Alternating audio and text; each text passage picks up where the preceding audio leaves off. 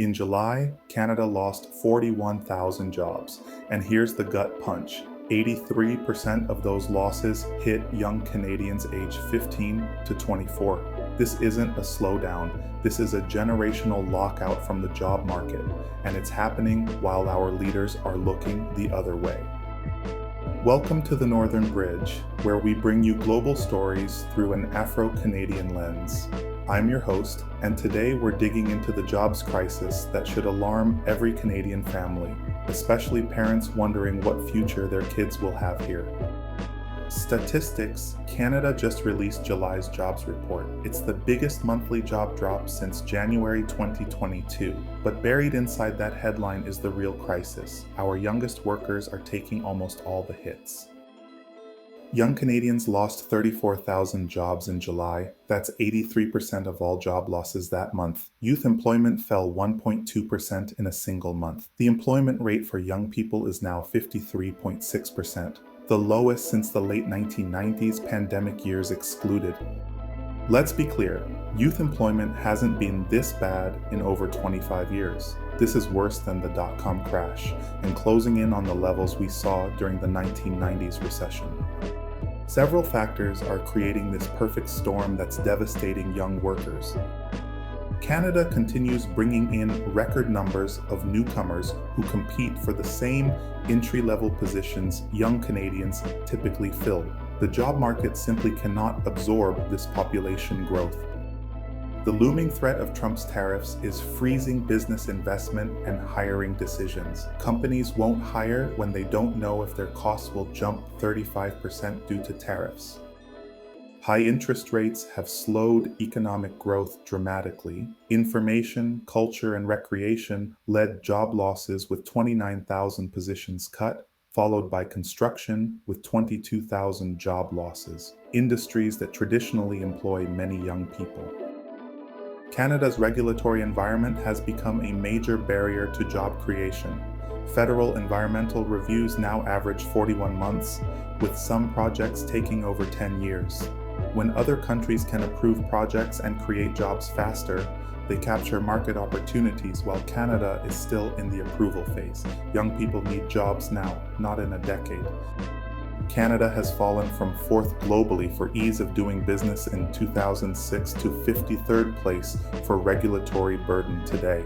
While the US has eliminated federal EV mandates and has no oil and gas emissions caps, Canada maintains carbon taxes, EV mandates, and emissions caps that international competitors don't face. This leaves Canadian businesses, especially small ones that hire young people, facing costs their competitors have eliminated. What makes this crisis particularly devastating is how US trade uncertainty is paralyzing hiring decisions. When companies face uncertainty, they stop hiring for junior roles and freeze expansion plans. Industries like automotive and lumber that provide good jobs for young people without degrees are postponing all hiring. Small employers who traditionally give young people their first chance can't make hiring decisions when future costs are unknown. Every week without clarity on Canada-US trade relations means more young people shut out of opportunities. The July data reveals more than just job losses. It exposes fundamental structural problems undermining Canada's economic prosperity. Since January, Canada has added minimal net jobs, while population has grown by hundreds of thousands. The loss of 41,000 jobs represents the biggest monthly drop since January 2022, but the composition of these losses tells an even more troubling story about our economic future. When our youngest, most adaptable workers, who should be entering the workforce, gaining skills and driving innovation, are instead being systematically excluded from employment, we're damaging our long-term economic competitiveness. Young workers typically bring new ideas, energy, and technological skills that drive productivity growth. The unemployment rate has risen from 4.8% to 6.9% over the past 2 years, driven by population growth completely outstripping productive job creation. We're creating an economy where fewer working-age people support more dependents, whether unemployed youth or aging populations. This is economically unsustainable. Every month of youth unemployment represents lost skills development, reduced lifetime earning potential, and diminished tax revenue. When 34,000 young people lose jobs in a single month, we're not just seeing individual hardship, we're witnessing the erosion of Canada's future economic capacity. This isn't normal economic fluctuation. It's structural collapse where Canada can't create productive opportunities fast enough to employ its rapidly growing population, and our most economically vital demographic pays the price. Behind these statistics are real young people facing immediate hardship, but the implications extend far beyond individual stories. Individual impact: inability to move out of parents' homes, delayed career starts and skill development, reduced lifetime earning potential, postponed family formation and home ownership. Economic consequences: young workers drive technological adoption and workplace innovation. When they're unemployed, businesses miss out on fresh perspectives and digital skills. Unemployed youth contribute nothing to tax revenue while potentially requiring social services, creating a double fiscal burden. Young people are significant consumers. When 83% of job losses hit this demographic, consumer demand across the economy suffers. Talented young Canadians may leave for countries with better opportunities, representing a loss of human capital investment. When an entire generation faces systematic exclusion from economic participation, it undermines social cohesion, reduces faith in institutions, and creates long-term political instability.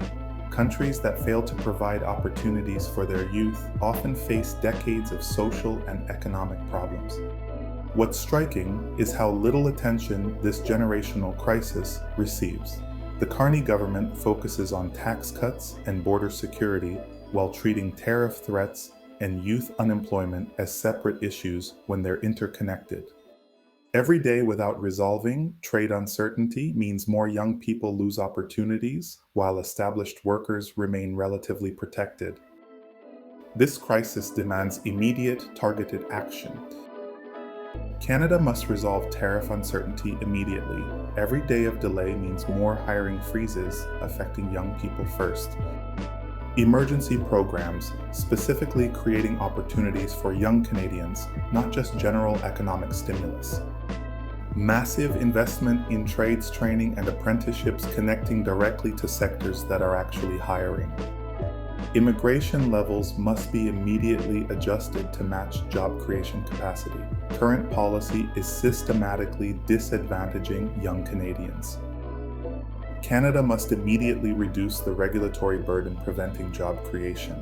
When project approvals take 41 months while other countries move faster, we're systematically disadvantaging Canadian businesses. Young people can't wait decades for regulatory processes to create jobs. Canada should eliminate policies that handicap our businesses against international competitors. When the US eliminates mandates and regulations while we maintain them, our employers face costs their competitors don't, making hiring less viable. If 83% of July's job losses hit young Canadians, we're not just losing jobs, we're losing our future. Canada needs urgent action to keep an entire generation from being permanently shut out of opportunity. If we fail, the damage won't just be personal, it will be national, economic, and generational.